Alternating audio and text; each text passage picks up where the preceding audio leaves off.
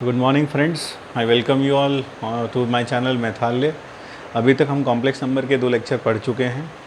पहले लेक्चर में हमने जाना कि कॉम्प्लेक्स नंबर क्या है, कैसे डिफाइंड है, वो सब जाना। और फिर अगले लेक्चर में हमने कॉम्प्लेक्स नंबर के से रिलेटेड 2 या 3 इंपॉर्टेंट टर्म्स हमने पढ़ी, जिसमें से एक थी एम्पलीट्यूड या आर्ग्यूमेंट, दूसरी मॉड्यूलस और कॉन्जुगेट। और फिर हमने उनसे रिलेटेड और एसोसिएटेड उनकी कुछ ऐसी प्रॉपर्टीज़ ही पढ़ी जो वो सेटिस्फाई करते हैं। तो यानी पिछले 2 lectures were primarily devoted to theory part only. In this lecture we will be doing some illustrations, क्योंकि मैथमेटिक्स में प्रॉब्लम सॉल्विंग एक इम्पॉर्टेंट पार्ट है। जैसे जैसे आप प्रॉब्लम सॉल्व करते हैं आपको कॉन्सेप्ट की सही समझ में आने लगती है। तो आइए शुरुआत करते हैं बिना टाइम बर्बाद किए। तो पिछले लेक्चर में हमने जहाँ एम्पलीट्यूड पढ़ा, आर्ग्यूमेंट पढ़ा, उसमें एक छोटी सी टर्म मैं और लिखना चाहूँगा जिसे हम कहते हैं लीस्ट पॉजिटिव आर्ग्यूमेंट। अब ज़रा समझें लीस्ट पॉजिटिव आर्ग्यूमेंट क्या है। लीस्ट पॉजिटिव आर्ग्यूमेंट मान लेते हैं z एक कॉम्प्लेक्स नंबर है और से दिस इज z एंड से दिस एंगल इज थीटा। तो least positive argument is the angle theta, argument is the angle theta such that this theta belongs to 0 to 2 pi. So यहाँ पर बस फ़र्क इतना है कि एम्पलीट्यूड में आपको याद होगा हमने जो वैल्यू ली थी वो ली थी -पाई से पाई, -पाई पर ओपन और पाई पर क्लोज्ड, जबकि इस केस में ये है 0 to 2 पाई। यहाँ पर आपको क्या है, जैसे ही आप थर्ड क्वाड्रेंट में एंटर करोगे तो आपके पास यहाँ आर्ग्यूमेंट नेगेटिव था थर्ड में और फोर्थ में, लेकिन यहाँ जो आर्ग्यूमेंट लेना वो कैसे लेना है, पॉजिटिव आर्ग्यूमेंट लेना है। जैसे कि एग्जांपल के तौर पर अगर मैं यहाँ पर एक पॉइंट ले लेता हूँ -1, -1, यानी ये जो कॉम्प्लेक्स नंबर ये है -1 माइनस आयोटा। तो ये जो एंगल होगा, जो इसका लीस्ट पॉजिटिव आर्ग्यूमेंट होगा, वो होगा 5π/4, क्योंकि ये पाई और ये π/4 और तो ये 5π/4 which is equivalent to amplitude कितना होगा इसका, -3π/4। तो इसका एम्पलीट्यूड कितना है, amplitude of -1 minus iota, the amplitude is -3π/4, whereas least positive argument is nothing but 5π/4। तो सिर्फ फ़र्क इतना है कि इसमें मेजरमेंट का फ़र्क है। आप यहाँ पर आर्ग्यूमेंट नेगेटिव नहीं बल्कि पॉजिटिव लेंगे, कहाँ तक, 0 से लेकर 2 पाई तक, 2 पाई पर क्लोज, 0 पर open. So that is what we mean by least positive argument. तो आई होप ये समझ में आ गया होगा कि लीस्ट पॉजिटिव आर्ग्यूमेंट क्या है। आइए अब कुछ इलस्ट्रेशंस की तरफ बढ़ते हैं। तो ये सब हटाता हूँ। तो let us move down to some illustrations. तो सबसे पहली जो इलस्ट्रेशन हम करने जा रहे हैं दैट वुड बी, चलो देखते हैं। चलो सबसे पहले आइडेंटिफाई द फॉलोइंग लोकस। तो सबसे पहला mod z इक्वल टू 3। तो आपको याद होगा what does mod z give you. तो यहाँ एक mod z gives you the distance of the complex number from origin. मैंने आपको बताया था कि mod z बिल्कुल एनालोगसली डिफाइंड है जैसे मॉडुलस डिफाइंड है। Modulus of real number gives you the distance from the origin on the real line of the real number. यानी -2 का जो मॉडुलस है वो कितना है, 2, क्योंकि -2 की दूरी 0 से कितनी है, 2 है। रियल लाइन की बात कर रहा हूँ। लेकिन अगर कॉम्प्लेक्स नंबर में देखा जाए तो किसी कॉम्प्लेक्स नंबर की भी दूरी बिल्कुल वैसे ही डिफाइंड है, यानी modulus of any complex number z is it's distance from origin. तो अगर मैं इसे ज्योमेट्रिकली पढ़ूँ तो इसका मतलब है the distance of z from origin is 3 always. तो अगर z का डिस्टेंस ओरिजिन से हमेशा 3 रहता है तो आप समझ सकते हैं z will move on a circle of radius 3 centred at origin. तो यानी locus of z, so what is locus of z? Locus of z is a circle centered at origin with radius how much? with radius equal to 3। तो ये तो हो गया mod z equal to 3। b mod of z minus, say if I take z1 is equal to say b, where b is some greater than 0। तो पहली चीज़ mod of z minus z1 क्या है वो समझें। तो mod of z minus z1 अगर मैं z को ले लूँ, यहाँ z1 एक फिक्स्ड कॉम्प्लेक्स नंबर है, तो z को ले लूँ अगर मैं x प्लस आयोटा y, और z1 को ले लूँ x1 प्लस आयोटा y1, तो इसका मॉडुलस का मतलब हो गया mod of x minus x1 plus iota y minus y1, and that is equal to under root of x minus x1 का square plus y minus y1 का square, and that is equal to distance between z and z1 on complex plane.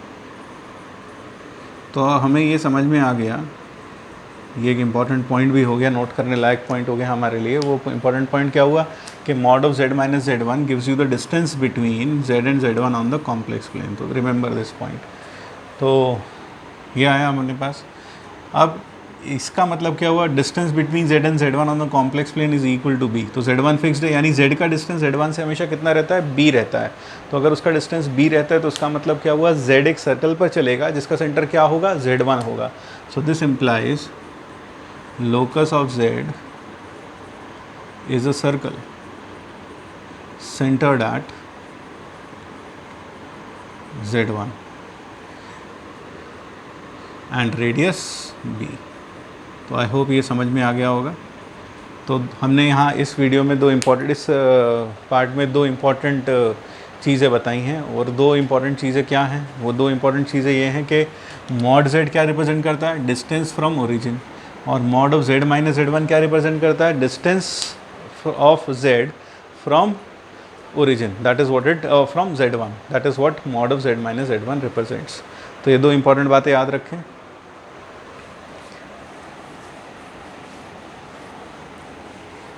तो अब देखें, suppose if I write down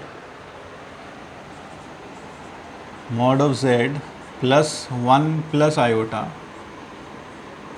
is equal to 1। तो what do we mean by it, इसका मतलब क्या होगा कि z की दूरी, अब देखो इसको कैसे लिखता हूँ मैं, z minus 1 minus iota equal to 1। इसका मतलब z और -1 के बीच की दूरी 1 है, तो -1 तो यहाँ आएगा, और z इस तरह से मूव करेगा कि उसका डिस्टेंस हमेशा से कितना बना रहे, 1 बना रहे। तो what will be the locus, the locus will be a circle centred at -1 and radius 1।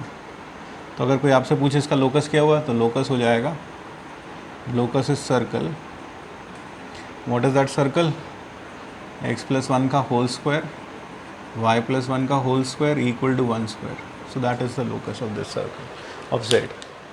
तो इसका लोकस समझ में आ गया कि लोकस ये होगा। तो आई होप ये क्लियर हो गया। Fourth, if I write down say z is equal to mod z is greater than equal to 1। अब mod z is greater than equal to 1 का मतलब क्या होगा कि z की दूरी ओरिजिन से हमेशा 1 से ज़्यादा है। तो अगर z की दूरी ओरिजिन से हमेशा 1 से ज़्यादा है तो इसका मतलब 1 से ज़्यादा या 1 के इक्वल है। तो हम क्या करते हैं, ये बना देते हैं, और z की दूरी, ये देखो इसके ऊपर जितने भी पॉइंट्स हैं उनकी दूरी 1 होगी, अंदर जो पॉइंट्स होंगे उनकी दूरी 1 से कम होगी। तो अगर ग्रेटर देन इक्वल टू 1 चाहिए तो डेफिनेटली वो जो z होगा दैट विल बी, तो कई लोग कहते हैं इसका लोकस क्या होगा, बोले सूरज होगा। सूरज नहीं होगा, it is just the exterior part of the circle. So locus is exterior and boundary included of unit circle centred at origin. तो आपको ये लोकस भी समझ में आ गया होगा। So that is what we mean by mod z equal greater than equal to 1। पांचवी बात अगर मैं यहाँ करूँ, if I ask you mod z less than 1, what does it denote. बिल्कुल सही सोचा आपने, it denotes a disk centred at 0 0 and radius 1, boundary excluded. तो यहाँ बाउंड्री इंक्लूड नहीं होगी। मॉड z लेस देन 1 लिखा है, आप समझें, अगर मैंने ये सर्कल बनाया तो इस सर्कल पर जो भी पॉइंट्स हैं उनकी दूरी ओरिजिन से 1 है, जो अंदर है उनकी दूरी ओरिजिन से 1 से कम है। तो हमें 1 से कम ही चाहिए, यानी आंसर जो होगा that will be the entire disk with boundaries absent. यानी अगर मैं यहाँ पर शेडेड इसे ब्रोकन बाउंड्री कर देते हैं तो ये, तो लोकस ये हो जाएगा मॉड z लेस देन 1। तो आई होप ये भी समझ में आ गया मॉड z लेस देन 1 का मतलब क्या है। ठीक है, तो आगे बढ़ते हैं।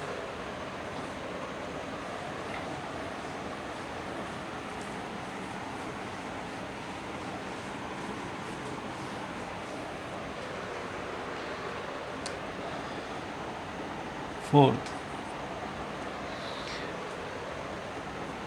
if I say mod of z minus 2 is equal to mod of z minus 4, what does it denote? अब इसे फिर से पढ़ें। mod of z minus z1 आपको याद होगा, mod of z minus z1 अभी भी बताया थोड़ी देर पहले, 5 मिनट पहले, कि mod of z minus z1 represents the distance between z and z1 on the complex plane। तो what does mod of z minus 2 represent? It represents the distance between z and 2, 0 on the complex plane। And what does this represent? It represents the distance between z and 4, 0 on the complex plane। और ये दोनों distances कैसे हैं? Equal हैं। इसका मतलब क्या हुआ कि z की दूरी 2 से 2, 0 से और 4, 0 से इक्वल है। तो अगर इन दोनों पॉइंट्स से उसकी दूरी इक्वल है तो locus of z will be the perpendicular bisector. इसका परपेंडिकुलर बाइसेक्टर होगा, यानी जो लोकस ऑफ z होगा, locus of z will be line x equal to 3, क्योंकि आप जानते हैं ये मिड पॉइंट होगा 3, तो ये लाइन क्या हो जाएगी? x equal to 3। तो अगर दोनों पॉइंट से डिस्टेंस इक्वल है तो जो लोकस होगा वो ये आ जाएगा। आगे देखें,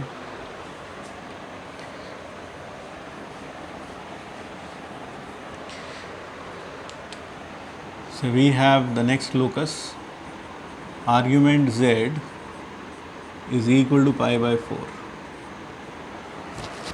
तो argument z equal to pi by 4 की बात करें या amplitude z equal to pi by 4 की बात करें, तो अगर उसका आर्ग्यूमेंट पाई बाई 4 है तो आप एक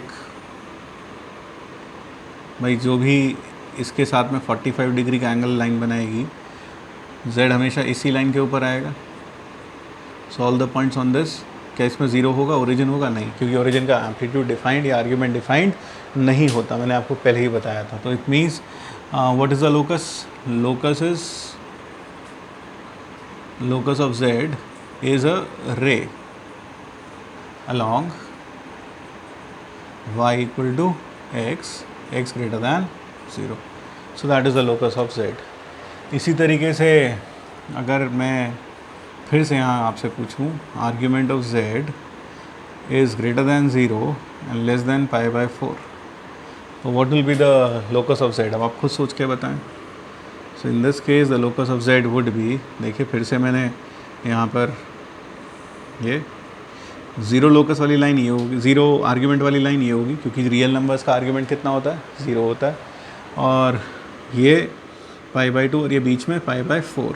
तो जो आंसर आएगा that will be this is the wedge shaped region, और इसमें ये भी एक्सक्लूडेड होगा, ये भी एक्सक्लूडेड होगा। सो this is it. So locus of z is the region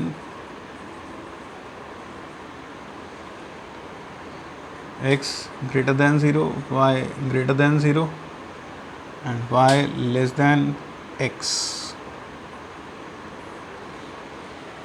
y less than x यानी इस लाइन के नीचे नीचे आएगा। So this is the locus of z। तो आई होप ये लोकस भी आपको समझ में आ गया होगा कि क्या है। आगे बढ़ते हैं। तो कुछ इंपॉर्टेंट लोकस हैं जो हम कवर करते जा रहे हैं। तो अभी तक हमने क्या पढ़ लिया वो मैं आपको फिर से एक बार दोहरा दूं। Mod z distance of z from origin represent करता है। Mod of z minus z1 represents the distance between z and z1 on the complex plane. And if z minus a का modulus is equal to z minus b का modulus, then the locus of z will be the perpendicular bisector of the segment joining a, 0 and b, 0। ठीक है, तो अब एक और नया locus, सेफाई से argument of z minus 1 plus iota is equal to pi by 1 plus iota is equal to pi by 4. Let us say this. ठीक है, तो z minus this is equal to pi by 4. तो मैं इसे लिख सकता हूँ argument of x minus 1 plus iota y minus 1 is equal to pi by 4. ठीक है, तो इस कॉम्प्लेक्स नंबर का आर्ग्यूमेंट क्या होना चाहिए? पाई बाई 4. जब किसी कॉम्प्लेक्स नंबर का आर्ग्यूमेंट पाई बाई 4 है तो निश्चित रूप से वो किस क्वाड्रेंट में लाई करेगा? It will lie in the first quadrant. So this implies x minus 1 iota should be greater than x minus 1 should be greater than 0. y minus 1 should also be greater than 0. That is x should be greater than 1, y should also be greater than 1. First quadrant pi by 4. समझ गए? तो अगर first quadrant में है तो argument आप जानते हैं कैसे मिलता है. It will be tan inverse y minus 1 upon y upon x minus 1 is equal to कितना लिख दूँ? Pi by 4. और प्लस 2 n पाई भी कर लो चाहो तो, मतलब यहाँ पर, तो उससे कोई ख़ास फ़र्क पड़ेगा नहीं. तो ये आपके पास आ गया y minus 1 upon x minus 1. तो y minus 1 upon x minus 1 is equal to tan pi by 4. तो y minus 1 is equal to x minus 1, यानी कि जो लोकस आ गया वो किसके अलॉन्ग आ गया? y इक्वल टू x आ गया, जहाँ y भी 1 से बड़ा है और x भी 1 से बड़ा है. अब इसे ज़रा देखें क्या मतलब है. ये पॉइंट है 1,1. तो आपके पास y equal to x line आ गई जो यहाँ से पास होगी, और डेफिनेटली वो यहाँ के साथ कितना एंगल बनाएगी? पाई बाय 4 एंगल बनाएगी, और उसमें ये वाला पॉइंट नहीं होगा. और यहाँ समझें कि ये जो वैल्यू है ये 1 है, ये भी 1 है. तो x 1 से बड़ा है और y भी 1 से बड़ा है. y equal to x line तो पूरी आएगी, लेकिन y equal to x line का कौन सा हिस्सा आएगा? जब x भी 1 से बड़ा हो और y भी 1 से बड़ा हो. तो ये आ गया. तो यानी the locus will be this. So from here we get that locus of z is a ray emanating from, कहाँ से एमनेट करती हुई? फ्रॉम 1,1 and making an angle of pi by 4. Pi by 4 with horizontal. So that is the locus of z. तो इसको अब मैं एक जनरलाइज्ड रिजल्ट के फॉर्म में लिख सकता हूँ. रेड जनरलाइज. तो अगर हम इसे जनरलाइज करें तो जनरलाइज करते वक्त हम इसमें लिख सकते हैं therefore argument z minus a equal to alpha represents a ray emanating from a1, a2, जहाँ पर मैं कह रहा हूँ कि a क्या है? a1 plus iota a2, where and making an angle alpha with horizontal. तो ये एक इम्पॉर्टेंट बात है, आप याद रखें. ये locus argument of z minus a equal to alpha. So this is an important locus which you should remember. तो ये इम्पॉर्टेंट एक पॉइंट हो गया जो हमें याद रखना चाहिए. ठीक है,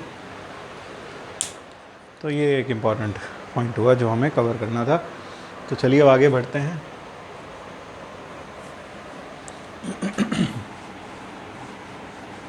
तो लोकस के कुछ प्रॉब्लम्स खैर बीच में भी आते रहेंगे, तो उसमें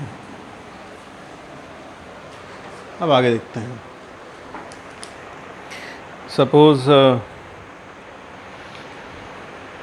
we have argument z equal to pi by 4. So we given argument z equal to pi by 4, and you are also given that and mod of z plus 3 minus iota is equal to 4. Find z. तो ज़रा आप इसे समझें. अगर argument of z pi by 4 है तो इसका मतलब z किस पर लाई करेगा? z लाई करेगा y equal to x line पर. वो भी कौन सी क्वाड्रेंट में? फर्स्ट क्वाड्रेंट में. यानी कि जो z होगा वो कुछ ऐसा होगा, x प्लस आयोटा y की जगह x प्लस आयोटा x. जैसे मैं कह सकता हूँ x इंटू 1 प्लस आयोटा, और x कैसा होगा, ग्रेटर दैन 0, फर्स्ट क्वाड्रेंट में बात चल रही है। तो z अगर ऐसा है, क्योंकि आर्ग्यूमेंट π/4 है, then z should look like this, लेकिन z इसको भी सेटिस्फाई करता है। तो z अगर इसको भी सेटिस्फाई करता है तो हम इसमें फिल कर देते हैं। तो ये हो जाएगा x plus x iota plus 3 minus iota का modulus is equal to 4। So that becomes x plus 3 plus x minus 1 into iota is equal to 4। So that is x plus 3 whole square plus x minus 1 whole square is equal to 16। तो देखो ये कितना आया, 2x square, यहाँ से आया 6x, यहाँ से आया 2x, तो प्लस 4x, और यहाँ 1 और 9, और ये हो गया 10, और ये इधर आकर हुआ -6 इक्वल टू 0। तो x square minus plus 2x minus 3 is equal to 0। तो इसके फैक्टर क्या हो गए, it is x minus x plus 3 x minus 1 equal to 0। तो x की दो वैल्यू मिल गई हमको, एक तो -3 और एक 1। तो इसका मतलब z जो हो गया, एक तो हो गया 1 प्लस आयोटा, या फिर दूसरा हो गया -3 आयोटा। तो इस केस में डेफिनेटली ये वाला वैल्यू तो कैंसल आउट हो जाएगा। क्यों कैंसल आउट हो जाएगा, क्योंकि x कैसा था, पॉजिटिव था। तो दो जो हमारे पास रिक्वायर्ड पॉइंट हो गया वो क्या हो गया, 1 आयोटा हो गया, यानी 1 हो गया। ये रिजेक्ट हो गया। पता है ये एक्सेप्ट कब होता, ये एक्सेप्ट तब होता अगर यहाँ हमें एंगल दे रखा होता 3π/4, सॉरी ये दोनों के दोनों नेगेटिव हैं, तो -3π/4 दिया होता, then this would have been accepted. -3π/4 पर कौन से क्वाड्रेंट में आता, थर्ड क्वाड्रेंट में आता, और थर्ड क्वाड्रेंट में आता तो फिर हम x और y दोनों नेगेटिव होते, तो ये आ जाता। सो दिस इज़ इट। अब एक और प्रॉब्लम करते हैं। तो समझ में आ गया ना, ये -3π/4 पर हुआ। एक और, इफ़ सेकेंड प्रॉब्लम मैं कह देता हूँ इसको, if mod of z minus iota equal to 1 and argument of z equal to π/2, you have to find z। तो चलो इसको देखते हैं। आर्ग्यूमेंट ऑफ z कितना है, π/2, ये तो ओरली हो जाएगा। और तो मुझे बता सकते हैं mod of z minus iota equal to 1 क्या रिप्रेजेंट करता है। आपको बताया था mod of z minus a represents equal to b represents a circle centred at a and radius b। तो यहाँ पर this is a circle centred at iota. Iota का मतलब क्या हुआ, 0,1। तो ये 0,1 पर सेंटर्ड है, और इसका रेडियस कितना होगा, 1। तो अगर मैं सर्कल बनाऊंगा तो ऐसा सर्कल बनेगा। अब क्योंकि आर्ग्यूमेंट हमारे पास कितना है z का, π/2, और जब आर्ग्यूमेंट π/2 होगा तो वो किस पर लाई करेगा, प्योरली इमेजिनरी एक्सिस पर। इमेजिनरी एक्सिस पर लाई करेगा, ऊपर लाई करेगा कि नीचे लाई करेगा, ऊपर लाई करेगा। तो ऐसा ये वाला पॉइंट हो गया, और ये पॉइंट क्या होगा, 0,2। तो z क्या हो गया, सीधा सीधा 2 आयोटा, ख़त्म। तो the value of z will B 2 iota in this case. तो आई होप ये क्लियर हो गया। तो चलिए और देखते हैं।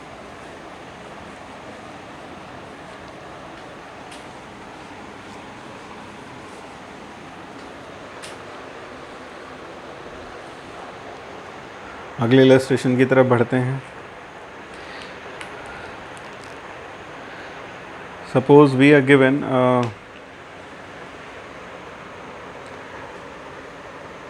if fx equal to x to the power 4 minus 4x cube plus 4x square plus 8x plus 44 ये है, और हमें फाइंड करना है f of 3 plus 2 आयोटा, ये फाइंड करना। अब एक तरीका तो क्या, 3 plus 2 आयोटा उठा के इसके अंदर रख दो, लेकिन जब तुम 3 plus 2 आयोटा उठा के इसके अंदर रखोगे तो मुझे नहीं लगता तुम हिम्मत कर पाओगे पावर 4 वोर खोलने की। तो हमें करना क्या है, x को क्या रखना है, 3 plus 2 आयोटा।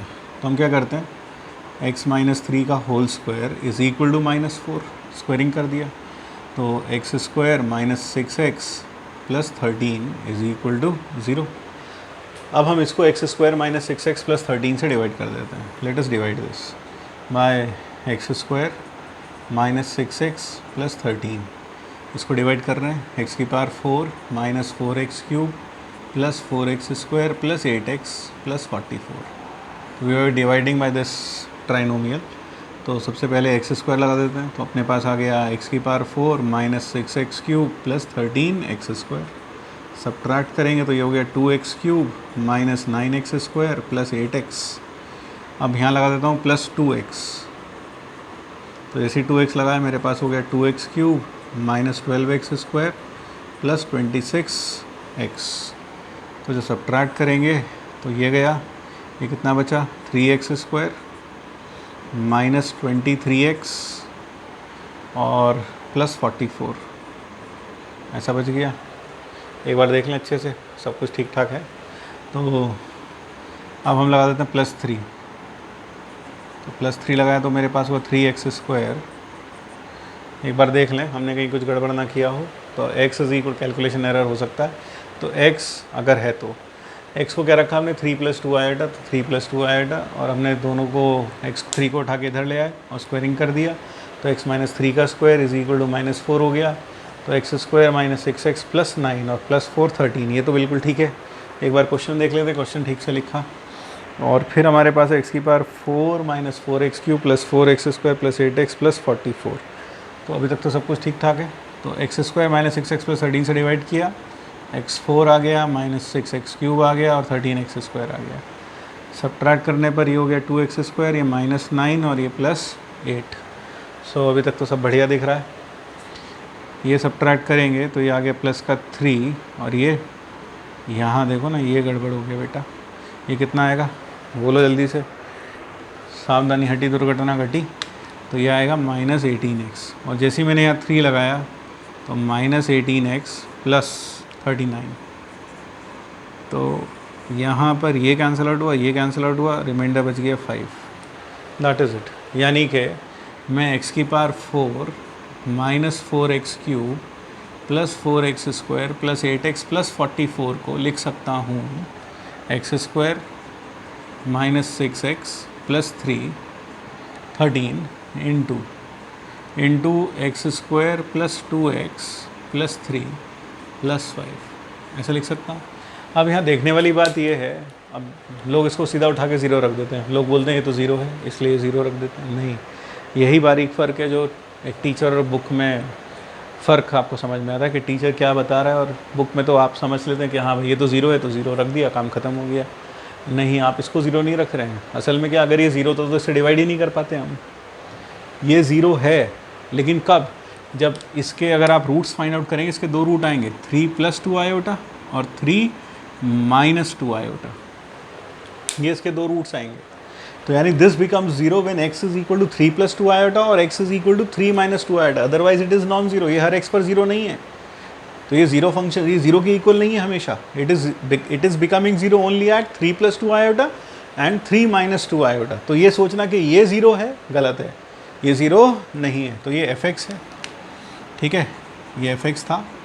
अब मुझे क्या निकालना है, f of 3 + 2 आयोटा। अब जैसे ही मैं 3 + 2 आयोटा रखूँगा, किस में, इसमें, यानी इसमें रखूँगा, लेकिन 3 + 2 आयोटा इसका क्या है, रूट है। तो जैसे ही मैं इसमें 3 + 2 आयोटा रखता हूँ तो this becomes zero. So this becomes 0 + 5, so that the answer is 5। तो आप में से अधिकांश लोग आज तक ये सोचते हैं कि x² माइनस 6x प्लस 13 तो 0 हो गया, 5 आंसर आ गया। नहीं, ये सोचना गलत है। उम्मीद है ये भ्रांति ख़त्म हो गई होगी। 3 + 2 आयोटा रखा क्योंकि 3 + 2 आयोटा इसका रूट, तो इसलिए ये 0 हो गया, इसलिए आंसर कितना आ गया, 5 आ गया। आई होप ये क्लियर, ठीक है। आगे बढ़ते हैं। So the next problem is, अगला प्रॉब्लम देखें।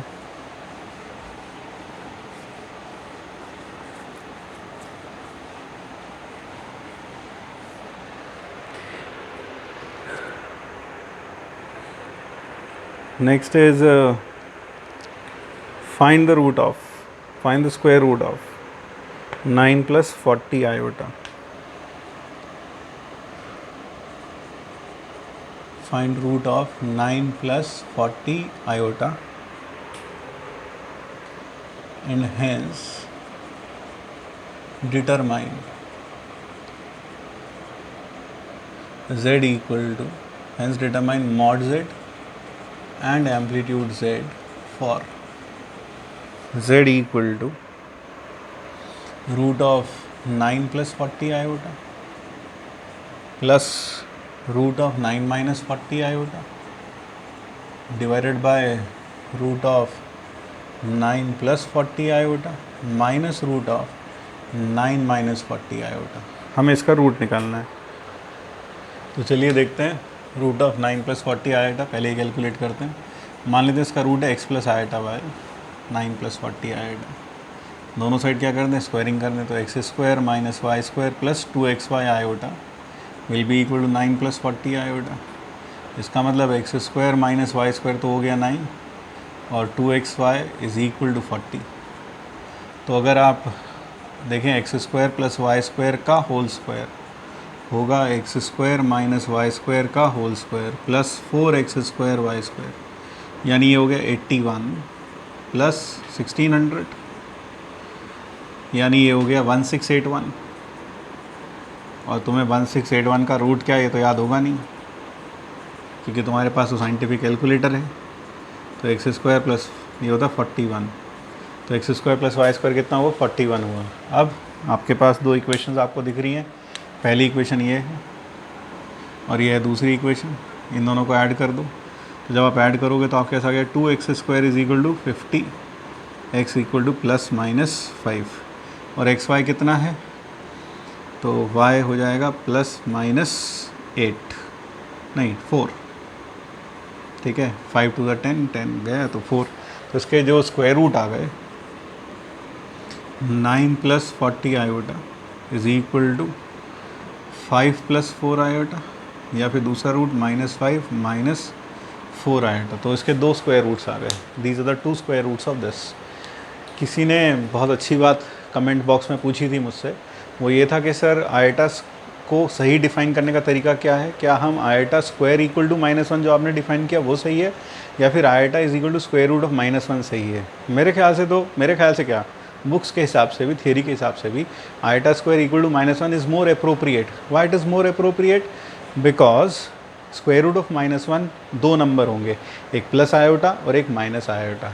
तो यानी स्क्वायर रूट ऑफ -1 सिर्फ आयोटा नहीं होता, प्लस आयोटा भी होता है और माइनस आयोटा भी होता है। यानी आयोटा एक ऐसा नंबर है जिसका स्क्वायर करने पर -1 आता है। और आयोटा डिफाइंड कैसे है, 0,1 ऑर्डर्ड पेयर से डिफाइंड है। तो what is the definition of iota, iota का square is -1 where iota is equal to the ordered pair 0,1। तो फिलहाल ये स्क्वायर रूट हो गए दो, तो 9 प्लस 40 आयोटा के दो स्क्वायर रूट्स आ गए। तो यहाँ एक और इम्पॉर्टेंट बात बोल दूँ, स्क्वायर रूट ऑफ 4 आपने सुना होगा, बच्चे बोलते हैं +-2, क्लास में टीचर कहता है नहीं -2 तो नहीं, सिर्फ 2 होगा। असल में क्या है, if you talk of the real number system, किसी भी रियल नंबर की जो स्क्वायर रूट होती है that is a non negative number who square is the given number. तो 4 का square root non negative number जिसका स्क्वायर 4 के इक्वल 2 होगा, -2 नहीं काउंट करते उसमें।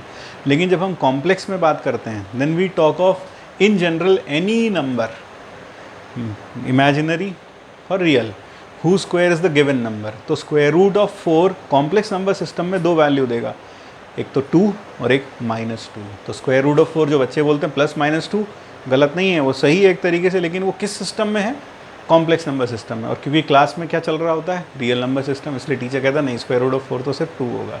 तो आई होप ये क्लियर हो गई छोटी सी बात। अब यहाँ आते हैं, तो 9 - 40 आयोटा का अगर मैं स्क्वायर रूट आपसे पूछूँ तो आप एक चीज़ देखें कि -40 आयोटा में सिर्फ इतना फ़र्क पड़ेगा कि यहाँ ये -40 हो जाएगा, क्योंकि ये -40 तो ये -40 हो जाएगा, बाकी सब वैसे ही रहेगा। 41 तक 50 यहाँ तक आएगा। तो y की वैल्यू जब x +5 होगा तो वो -4 होगा। +5 पर ये क्योंकि -40 है, खोपड़ी लगा के समझ लो खुद से। और यहाँ होगा -5 + 4 आयोटा। तो देखा जाए तो स्क्वायर रूट ऑफ 9 + 40 आयोटा अगर ये है तो 9 - 40 आयोटा उसका कॉन्जुगेट है। ये दोनों आपस में कॉन्जुगेट है, तो इनके स्क्वायर रूट्स भी एक दूसरे के क्या हैं, कॉन्जुगेट हैं, ठीक है। तो इसके कुल मिला के स्क्वायर रूट्स कॉन्जुगेट्स आते हैं और इसके स्क्वायर रूट ये हैं। तो अगर मुझे z फाइंड करना है तो अब ऐसा लगेगा आपको, कुल मिला के आंसर कितने आएंगे, आपको लगेगा आंसर तो 4 आ जाएंगे, लेकिन 4 नहीं आएंगे। देखें, आप इसको लिखेंगे 5 + 4 आयोटा, और इसका जो रूट लिखेंगे वो लिखेंगे 5 - 4 आयोटा सपोज। तो यहाँ भी 5 + 4 आएगा और दूसरा -5 - 4 आएगा। यहाँ 4 आएगा से 4 आएगा कैंसिल आउट हुआ, सो दिस बिकम्स 10 अपॉन -8 आएगा। अरे उल्टा -5 - 4, तो ये +4 हो जाएगा, समझ गए ना। ये 5 - 4 आएगा तो +4, तो 8 आएगा, तो प्लस का 8 आएगा। So that will give you -5/4 into iota. तो एक रूट तो ये हो गया। अगला z का वैल्यू एक तो ये हो गया, तो इसमें एम्पलीट्यूड इसका मॉड कितना आया, मॉड तो आ गया 5/4 और एम्पलीट्यूड आ गया -π/2। तो ये हो गया। अब अगला देखें, अगला पॉसिबल ऑप्शन है भाई ये हो जाए 5 + 4 आयोटा, तो यहाँ थोड़ी जगह बना लेते हैं। अगला ऑप्शन क्या है यार, अगला ऑप्शन है z हो जाए 5 + 4 आयोटा और ये हो जाए -5 + 4 आयोटा, तो डिवाइडेड बाय नीचे आ जाएगा 5 + 4 आयोटा और +5 - 4 आयोटा। तो यहाँ 4 आयोटा गया, तो ऊपर कितना आया 8 आयोटा और नीचे कितना आया 10, so that is 4/5 iota. So इस केस में मॉड z कितना हुआ 4/5 and amplitude z will be π/2, that is it. अब आप इसमें उल्टा करके देख लें, उल्टा करके देखेंगे तो यानी z को तो आप क्या लेंगे -5 - 4 आएगा और z को लेंगे 5 - 4 आएगा, तो आप पाएंगे कोई नया आंसर नहीं जनरेट होगा। देखो तो z को अगर आपने ले लिया क्या -5 - 4 आएगा और इसको ले लिया आपने 5 - 4 आएगा and this whole divided by नीचे आएगा -5 - 4 आएगा -5 + 4 आएगा। तो आप देखें इस केस में क्या होगा, यहाँ पर 5 से 5 कैंसिल आउट हुआ, यहाँ 4 आएगा से 4 आएगा, यू गॉट 8 आएगा बाई 10। तो देख रहे हैं ये वैल्यू और ये वैल्यू सेम आ गई, रिपीटिशन हुआ सिर्फ, अगली बार भी रिपीटिशन हो जाएगा। तो कहने का मतलब क्या है, अगर आपके पास ये z है तो आप बस एक ही केस कर लें कि ये और ये, दूसरा केस करने की आपको ज़रूरत नहीं पड़ेगी, सिर्फ इन दो केसेस में ही काम हो जाएगा। तो ये थोड़े से इलस्ट्रेशंस थे, अगले वीडियो में कुछ और इलस्ट्रेशन रखेंगे क्योंकि अगर ज़्यादा करेंगे तो फिर ये वीडियो ज़्यादा लंबा हो जाएगा। ठीक है, चलिए thank you, meet in the